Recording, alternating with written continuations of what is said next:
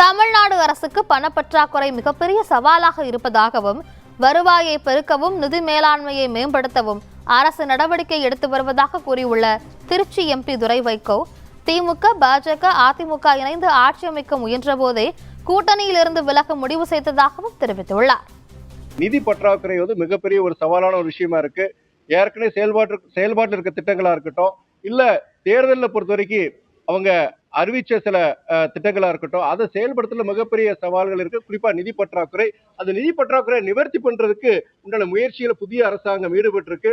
நீங்களே பார்த்துட்டு அடுத்த பட்ஜெட் அவங்க அதை அனௌன்ஸ் பண்ண போறாங்க. அந்த பட்ஜெட் பொறுத்த வரைக்கும் என்னன்னா, இது சம்பந்தமான விஷயங்கள், இந்த நிதி பற்றாக்குறை எப்படி அவங்க கையாள போறாங்க, குறிப்பா அத நிதி மேலாண்மை, நீங்க வருவாயில் பொறுத்த வரைக்கும் அந்த பல இடங்களை பொறுத்த வரைக்கும் லீக்கேஜஸ் இருக்குதுல, அந்த சிறப்பான ஒரு நிதி மேலாண்மை மூலியமா கூடுதல் அந்த நிதி வரதுக்குண்டான ஏற்பாடுகள் சரி, அதே நேரத்துல அரசு செலவு, அதாவது திட்டங்களுக்கு உண்டான செலவீடுகள், அதுல பொறுத்த வரைக்கும் நிறைய இடங்கள்ல நீங்க யாருக்கும் சொல்லியிருக்கிறாங்க, கமிஷன்ஸ் இதெல்லாம் சொல்லியிருக்கிறாங்க.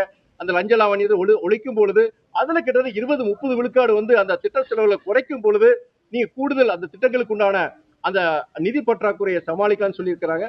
கண்டிப்பா அந்த பட்ஜெட்ல பொறுத்த வரைக்கும் நம்ம அதை பார்த்து நம்ம சொல்ல முடியும். அதிமுக, பாஜக ஒரு கூட்டணி, அந்த கூட்டணிக்கு அது அரசாங்கம் அமைக்கிறதுக்கு உண்டான முயற்சி என்னைக்கு திமுக எடுத்துச்சோ அன்னைக்கே பொறுத்த வரைக்கும் திமுக இருந்து அத்தனை கூட்டணி இயக்கங்களும் நாங்க திமுக கூட்டணியில் நாங்க இருக்க முடியாதுங்கிற ஒரு இதை நாங்க உணர்ந்தோம். அதன் அடிப்படையில் நாங்க வெளியே வந்தோம்.